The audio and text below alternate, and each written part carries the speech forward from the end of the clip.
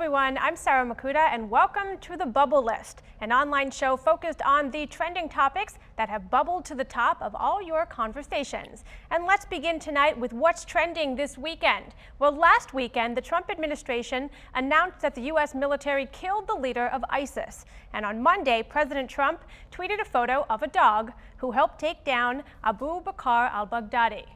Now, people want this breed of dog to keep them as pets, which is the Belgian Malinois. I believe that's how it's pronounced. However, according to an expert, they are too much to handle for most people and require both active mental and physical exertion, much more than just a simple walk would provide them. And after a house party at an Airbnb turned deadly, the short-term rental company is taking action. Today, Airbnb CEO Brian Chesky tweeted, "Starting today, we are banning party houses and redoubling our efforts to combat unauthorized parties to get rid of abusive host and guest conduct." This comes after 5 people were killed in a Halloween party shooting on Thursday in a suburb of San Francisco. Well, drivers in Colorado are heading right into the future. Their driver's licenses are going digital. The governor announced last week the Colorado Digital ID and signed an executive order stating that the new technology will be authorized as a legal form of personal identification in the state of Colorado beginning December 1st. Now, with the new My Colorado mobile app, residents can scan their driver's licenses to create an electric version of their IDs. Physical vehicle registration and insurance card storage in the app are said to be in the works as well.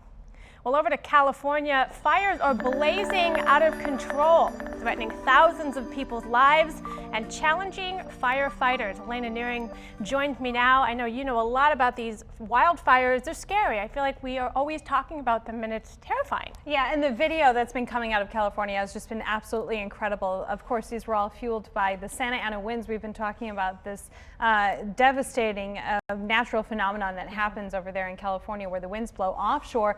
It just produces extreme heat, extreme dryness, and right there you can see the results. Just tragic stuff. Big, beautiful homes. I know there were another list of celebrities who had to evacuate. None of them are ringing a bell in my head right now to name them, but horrible. That's a horrible, horrible sight for celebrities and for everybody in California. Right. Let's head over to Denver. That is not having a hot problem. They are having a cold problem. Right. This is like the second snowstorm that's hit. It's even closed schools this week, I think. Yeah, they've had major issues in Colorado because of the strong snowstorms that have been passing through. That looks like fun, but not for October or early November. Of course, snow. This is a little bit unusual, and they have significant amounts of snow depth across all of Colorado and extending up the Rockies as well. We've seen storm after storm continuing to pummel that area, but it's not just people in Denver and the Rockies. We've been dealing with some of that snow here in West Michigan as well, even seeing a couple of snowflakes. So let's talk about the snow that has been falling across all of our area. And yeah, we have some accumulations over in the Wisconsin side of things and also the Upper Peninsula,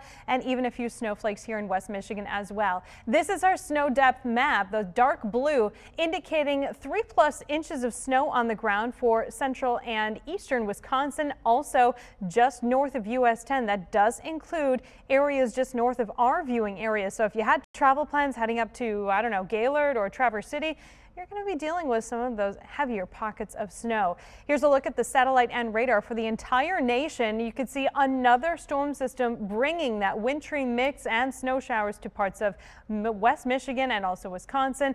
And looking westward, we do have a couple of sprinkles in the Rockies near the Montana area. So follow my arrow on the screen, and we're watching this next storm system beginning to develop. And that could be having some impacts on us eventually. Hard to believe. We'll zoom in a little bit on the northern tier of the lower 48. Lots of cloud cover blanketing most of the Great Plains and also for us in the western Great Lakes. And we have lake effect snow impacting the Upper Peninsula and also portions of Wisconsin. So as we look ahead for our hour-by-hour forecast, and our daytime highs are going to be cooler than average for not just West Michigan, but all of the Great Plains. Daytime high in Fargo, for example, 40 degrees with mostly cloudy skies. Heading over toward the eastern seaboard, we do have A little bit more sunshine. New York City topping out around a high of 53 degrees. We'll be in the mid-50s for Washington, D.C.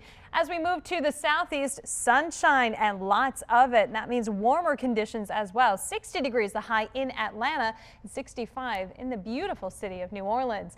Texas enjoying warmer conditions as well. 78 in Brownsville, 71 for San Antonio, and the upper 60s in Houston. And looking over toward California, where they continue to deal with those higher than average daytime highs. 76 degrees the high in Los Angeles, and the offshore winds continue to be an issue as firefighters work on containing those fires. And for the Pacific Northwest, we'll see partly to mostly cloudy skies, but dry conditions for Seattle and Portland, waiting a little bit longer before the rains return.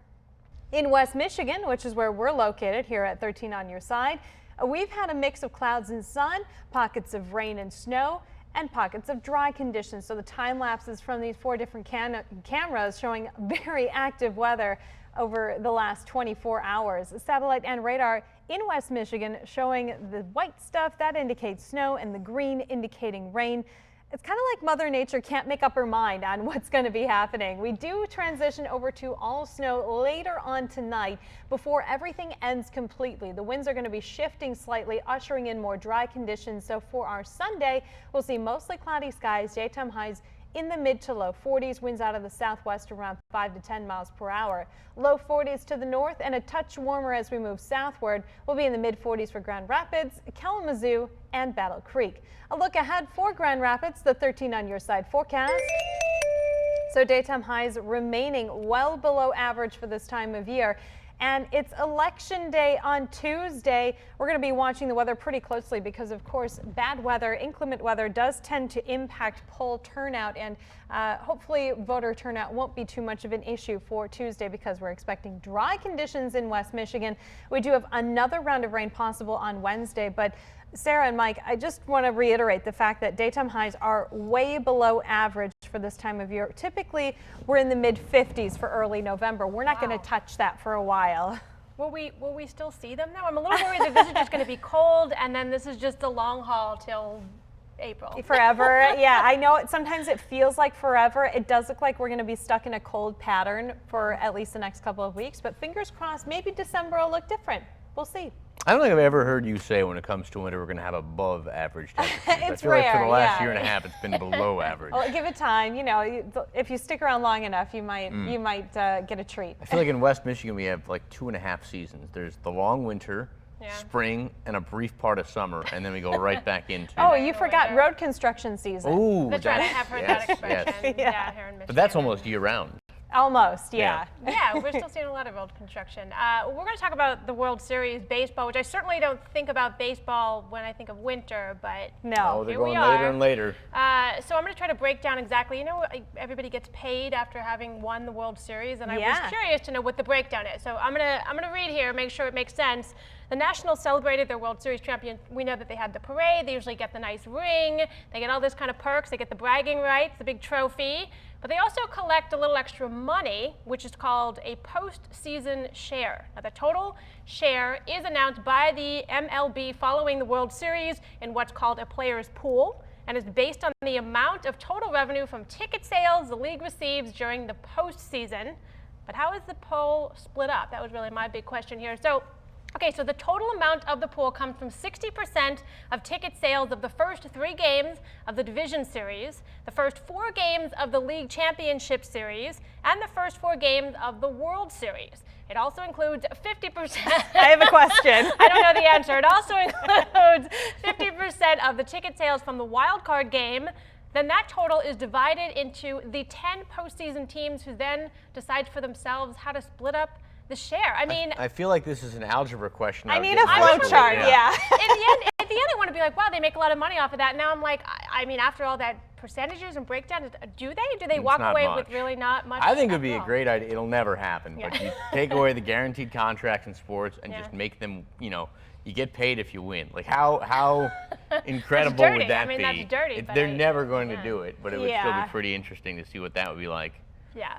Well, I'd be curious, another yeah. trending, speaking of the Nationals game, last weekend, Jamal was here with us. You were at the game. I know you were cold Not and the wet and Nationals soggy. game. I know, you were at another game on Michigan the game. weekend. Michigan game. But we were here to watch it was game 5, I believe, on I Sunday. think so, yeah. And a gentleman took a ball to the chest. He didn't want to drop his beer. So that video, people are still having a field day with this.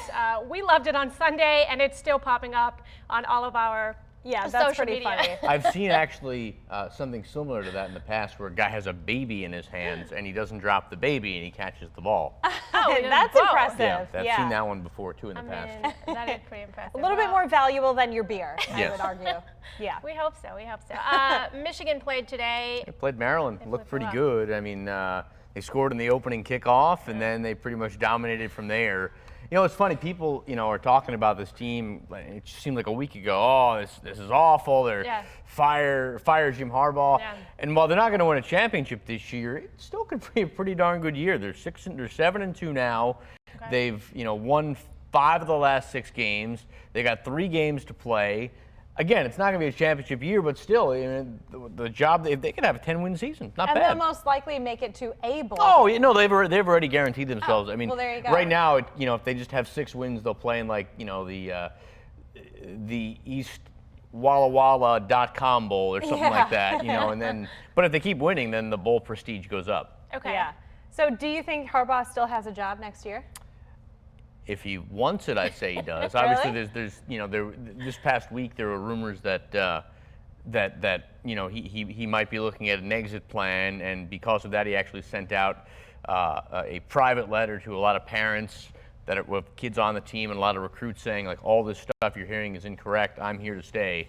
Yeah, but how many times have head coaches said that kind of stuff before, and then they're gone the next season? It got out, and he was a little annoyed that it got out. He's like, that was not meant for public, views. But Sure. Yeah. And MSU had a bye week this week. they had a bye week, right? yes. And what are their standings at this point? They just- Not very good. I mean, they're not going to win a championship, and their offense is having trouble. And a lot of people are upset with Mark D'Antonio, but But hey, at least they have the basketball season they coming have up. the number one. It's going to be a fun I love season basketball. with them. Yeah. I know I love hockey and I love basketball. I'm ready. I'm ready to move on from football already. No, we still got a ways to go. We got another 3 months before you can do that. Moving right along. All right, guys. Well, thank you so much for joining us on the Bubble List. We will see you next time.